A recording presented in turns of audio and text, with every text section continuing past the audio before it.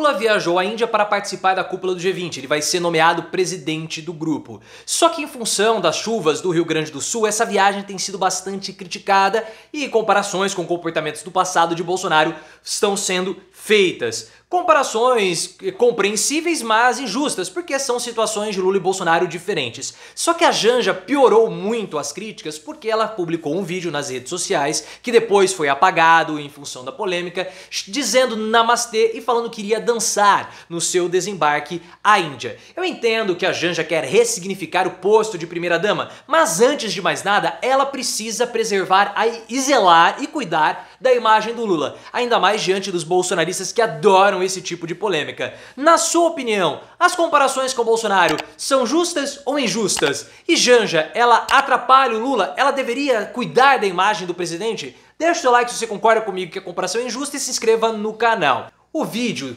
polêmico que gerou toda essa repercussão foi postado pela Janja nas suas redes sociais logo que ela desembarcou em Nova Delhi, na Índia. O Lula e a comitiva brasileira viajaram até a Índia para participar da cúpula do G20, porque o Lula vai ser nomeado presidente do grupo. E esse evento não vai ter a participação do Joe Biden. E sempre que não há participação do presidente americano, o evento ele tem uma certa redução da sua importância. Então seria interessante o Lula prestigiar o evento até para aumentar a relevância do acontecimento. Só que por conta das chuvas no Rio Grande do Sul, Lula tem sido bastante criticado e a posição da Janja piorou tudo, porque logo que a comitiva brasileira desembarcou e houve aquele cerimonial de recepção de chefes de Estado, a Janja postou um vídeo no qual ela fala namastê e diz que iria dançar muito. Isso pegou mal por conta da situação das chuvas no Rio Grande do Sul. Pô, o Lula viajou, foi pra fora, abandonou a população aqui e a Janja vai lá e começa a dançar. Foi um prato cheio para os bolsonaristas e a polêmica foi tão grande que a Janja até mesmo apagou a publicação. Muitas críticas já estavam sendo feitas, até mesmo internamente do governo, por conta dessa viagem. Diziam que o momento era inapropriado e até algumas comparações com comportamentos antigos do Bolsonaro foram feitas. Na minha opinião, comparações compreensíveis, mas levemente injustas. Porque no passado, o Bolsonaro ele enfrentou um problema de chuva na região nordeste, mais precisamente na Bahia. Só que o Bolsonaro estava de férias e ele não quis interromper as férias para visitar a população que estava debaixo d'água. E o pior foi que ele ficava andando de jet ski. Então era uma certa situação muito irônica, o Bolsonaro andando sobre as águas enquanto a população brasileira estava embaixo dela. Provocou repercussão e aí começaram a comparar com a situação do Lula, principalmente os bolsonaristas. Ah lá, o Lula vai embora, viaja, foge, larga o país aqui e ninguém fala nada. Mas espera lá, o Lula no passado, nesse ano do terceiro mandato, teve situações, ou nós tivemos situações de chuva e o Lula viajou. A gente lembra da situação do desastre em São Paulo. No litoral de São Paulo. Lula foi.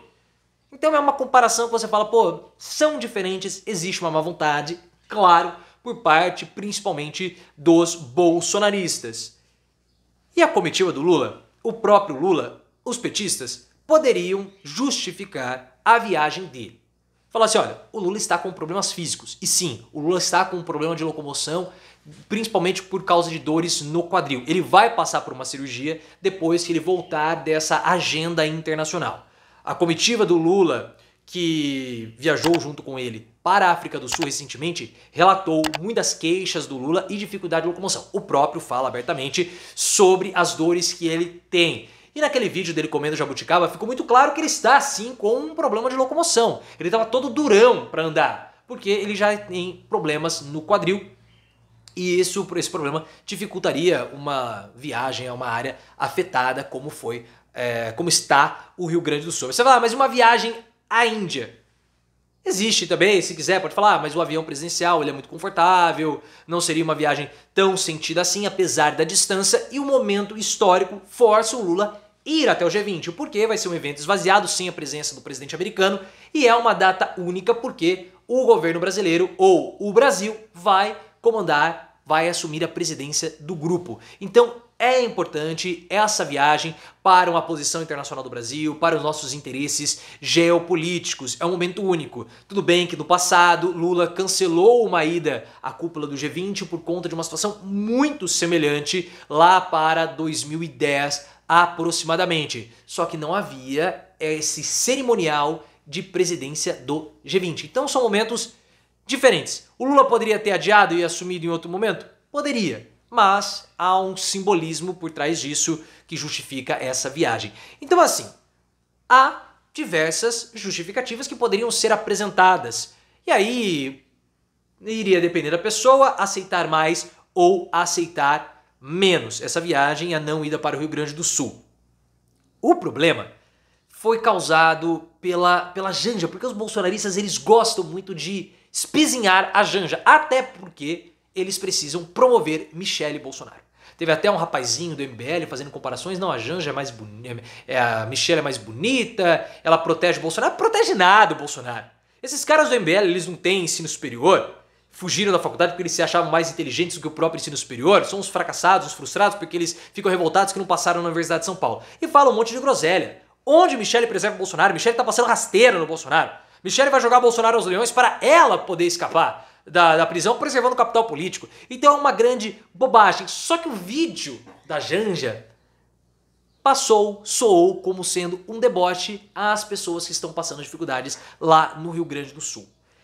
E existem críticas a um certo deslumbramento da Janja. E ela precisa tomar muito cuidado com a exposição que ela provoca nela mesma e também ao Lula. Pelo seguinte, a Janja, ela quer reposicionar o posto de primeira-dama. Concordo. É justo, se ela acha que precisa ser reposicionado, ela que faça, tem meu apoio. Só que antes de reposicionar o posto de primeira-dama, ela precisa se atentar ao posto e às funções de agora, porque a primeira-dama tem uma função.